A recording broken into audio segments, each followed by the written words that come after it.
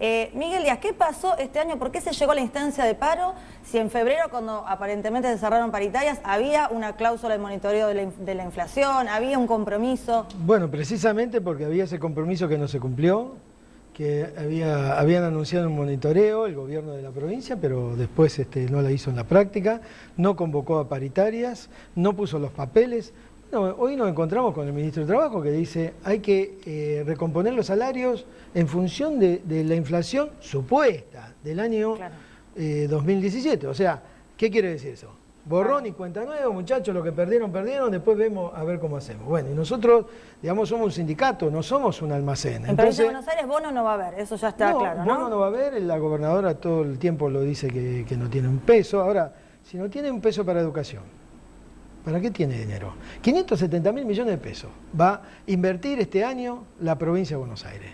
Y usted me puede decir que no puede invertir el 28% en educación, no puede mejorar los salarios, debe hacerlo. Acá dice el ministro, 80% de las escuelas, y en esto hay que darle parte de la derecha, porque esto tiene que ver con un mal endémico de la falta de inversión que hubo en las escuelas estatales, y ahí se lleva la cucarda grande el señor gobernador anterior, ¿no? Que se llamaba Scioli, ¿no? Bueno, nosotros venimos haciendo este programa hace 2 años, así que esto que estuvimos señalando este año con estos informes que fuimos haciendo en los distritos es lo que se viene repitiendo del año pasado. Así que bueno, no le estamos achacando en este programa la culpa a este gobierno, pero evidentemente hay cosas que falta hacer. Este gobierno reconoce el 80% de problemas edilicios. A mí hay algo que me hace mucho ruido, porque yo tengo familiares docentes y sé positivamente en qué estado se encuentran y la lucha que tienen. ¿Ganan 17.000 pesos de promedio? Bueno, ojalá, porque eso es lo que dice el ministro, más o menos, ¿no? por el que vamos a luchar,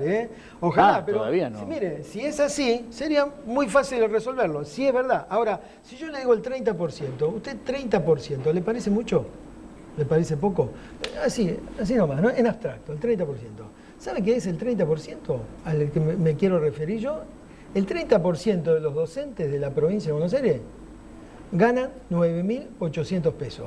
¿Sabe qué significa el 30%? Es un tercio de la población. Sí, no, pero ¿saben lo que significa? 100.000 personas que viven con 9.800 pesos. Marti, ¿cómo es la composición de ese sueldo, de esos 9.800? ¿Hay una parte grande que es en negro? En realidad, el sueldo básico, que es precisamente donde se van añadiendo todas las otras sumas que tienen que ver con la antigüedad y la jerarquía, con la desfavorabilidad de acuerdo a la clasificación que tengan los establecimientos educativos, el sueldo básico es de 4.800 pesos. Ese es el salario real. ¿Y eso en qué lo perjudica Cuando al DOCBA docente? tiene una lucha histórica cuando hablamos del blanqueo salarial, estamos hablando de que la provincia, entre tantos incumplimientos, incumple con el artículo 31 de la ley que regula nuestra actividad, que es el Estatuto del Docente, que dice claramente cómo se desglosa el salario de los docentes. De hecho, las sumas estas remunerativas, que suelen ser siempre muy tramposas porque las sacan y las ponen de acuerdo a las circunstancias, los momentos y cómo les dan las sumas a ellos, a los funcionarios, que de una forma u otra se hacen cómplices de esta situación de que paguen a los docentes en negro. ¿Cree que va a haber una embestida contra el estatuto docente ahora que lo nombra? Porque se está hablando, el presidente está hablando de los convenios colectivos. Siempre la hay. Que hay que cambiarlo. Mirá, la embestida está en la práctica, porque si a vos te pagan de otra forma que lo dice el estatuto, si a vos te pagan el 60% de tu salario negro, la embestida ya está en la práctica. Si las condiciones laborales, porque para nosotros son condiciones laborales los edificios, es donde vamos a trabajar, pero para los pibes son condiciones para aprender. Entonces también está en la práctica, no hay condiciones laborales y hay salarios en negro. Así que, ¿qué estatuto respecto? Y hay algo que... ¿Cuánto fue en porcentaje el aumento que se dio este año, en 2016? Y hay que desglosar, porque una parte es el 28% para la parte en blanco, el 34% en la parte en negro, que no se suman, no es que se suman ellas, que sí que en alguna parte un poco más blanco, en otras partes un poco más negro. Ya estamos hablando. En síntesis lo que dijo Marta, 4.800, de los 9.800 pesos, 4.800 están en blanco, el resto es en negro. Pero yo acabo de escuchar en el informe a la gobernadora que dijo que monitoreó y se dio cuenta de que para paritarias no había superado la inflación, y la inflación estimada, bueno, ya está sumada, es de 42%. Claro, bueno, entonces... ¿Qué pasa con ese 10%? Me parece que tienen un afán de monitoreo. Pero me parece que por un lado el ministro habla de monitoreo ha sido un monitorear, afano. sí. ¿No? Por un lado el ministro habla de monitorear determinadas circunstancias de cómo los docentes estamos enseñando en las escuelas de la provincia, y por otro lado la gobernadora que habla de monitorear los procesos inflacionarios en la provincia de Buenos Aires. Los docentes en realidad monitoreamos todos los días cuando vamos al supermercado. Y esto es nuestro mejor monitoreo. ¿Hasta dónde alcanza nuestro salario y cuántas horas por día tenemos que trabajar para llegar a tener un salario que nos permita acceder a mínimas cosas? Porque no estamos hablando de vidas suntuarias ni compra de objetos suntuarios. Estamos hablando de mínimo, llenar la canasta familiar.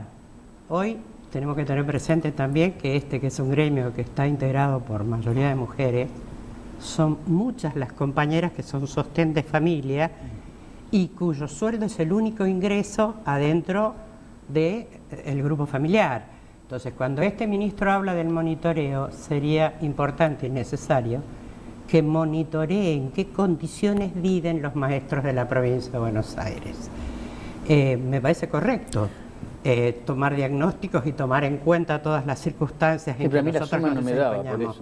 Pero, a ver, ¿qué es este monitoreo que le da Roja como resultado que las escuelas son del siglo XIX? ¿Eso qué pasa con esas declaraciones? ¿Qué tienen para decir los docentes con respecto a que son docentes del siglo XX y los alumnos del siglo XXI? En principio son absolutamente ofensivas y además son rayanas con la falta de reconocimientos que tienen con sus políticas, con la falta de reconocimiento a nuestra labor.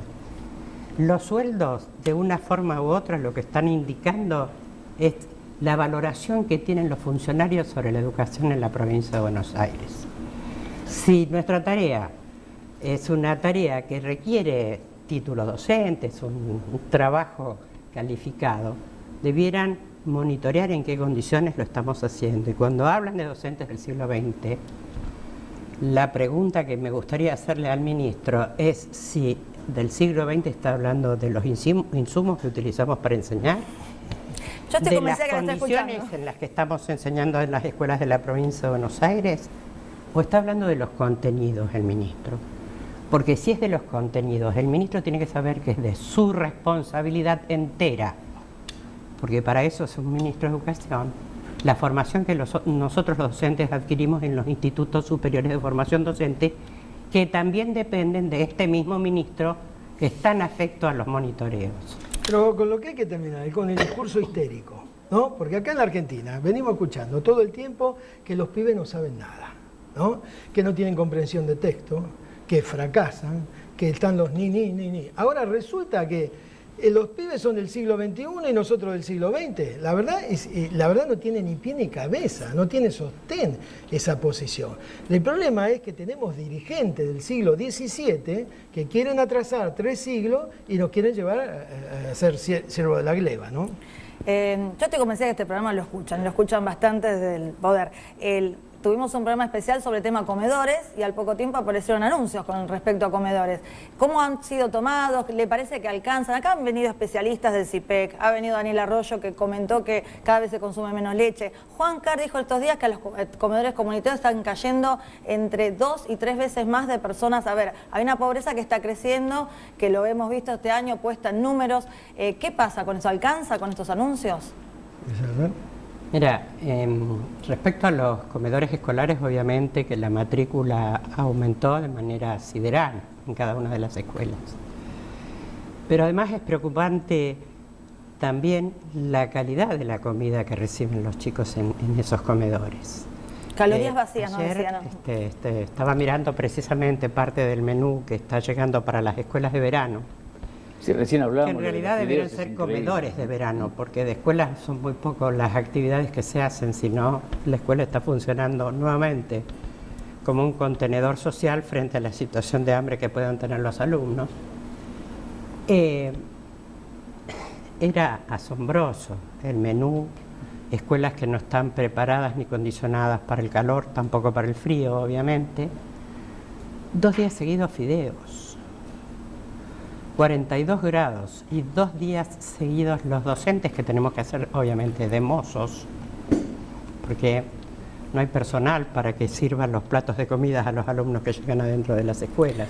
Está claro. Y entonces estas son las condiciones que yo le sugiero al ministro Que monitoree. que debe monitorear. Claro. Hablando de Y monitoreo. conocer las escuelas, y conocerlas de fondo, y conocer cuánto hacen de esfuerzo los docentes para llevar a cabo la tarea que llevan. Yo creo que hay un episodio que cambió de alguna manera parte de la historia de las amenazas permanentes y de las cuestiones de relación entre gobierno y gremios, que es la decisión de la jueza Ventura Martínez de haber reconocido que hay que pagar los días.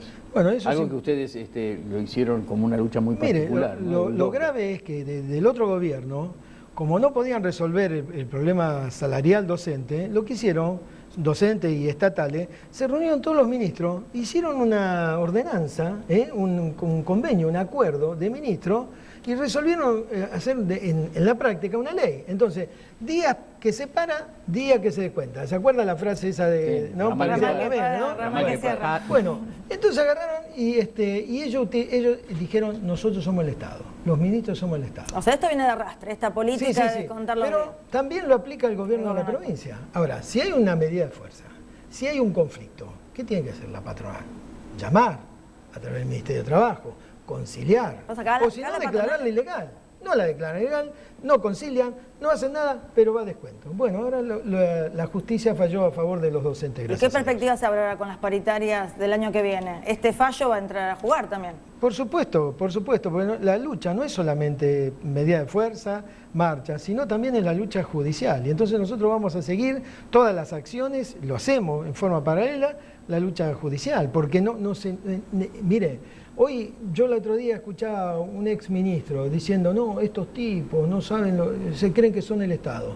Y yo no le dije que él cuando estuvo en el gobierno también se creía que era el Estado, ¿no? Entonces el richelismo permanente de los funcionarios hace que después tengan problemas, porque después tienen que ir por varios tribunales, porque se pasaron de su cargo, ¿no? ¿Lo llamaron este año después de, por lo menos estos últimos días después del fallo, han tenido algún llamado del gobierno? No. Poco diálogo este año, ¿no? No, el ninguneo es permanente. Lo que no me gusta no existe. Así, la prensa se olvidó el 17 de octubre, por ejemplo, ¿no? Para un ejemplo claro. Que sí que cuando había 1 millón de personas en la calle, la prensa no lo quiso poner. Bueno, esto es la práctica en la Argentina, desgraciadamente, es permanente. Por eso cuando dicen la grieta acá en este país existió siempre, no fue un invento de Cristina, fue un invento de la Argentina, ¿no? Y hablando de Cristina, yendo nuevamente al tema salarial, es decir, la política salarial actual, ¿se parece a la anterior? A la de... Es igual. ¿Es igual? Es También. igual. ¿No han, entre comillas, cambiado nada? El pícaro, Digo, no. el periodista. No ha cambiado. No, lo que se está profundizando, porque volvemos a decir, teníamos de nuestra composición salarial un 55% de nuestro salario estaba en negro, ahora es el 60%, que sí que cambió para peor, o se profundizó, digamos, para ser más exacto en el discurso, ¿no? Bueno, les vamos a agradecer a nuestros invitados porque vamos a tener una despedida un poquito más larga porque nos vamos a despedir hasta el año que viene. Sí. Así que gracias Miguel Díaz por haber estado acá con nosotros, gracias Marta.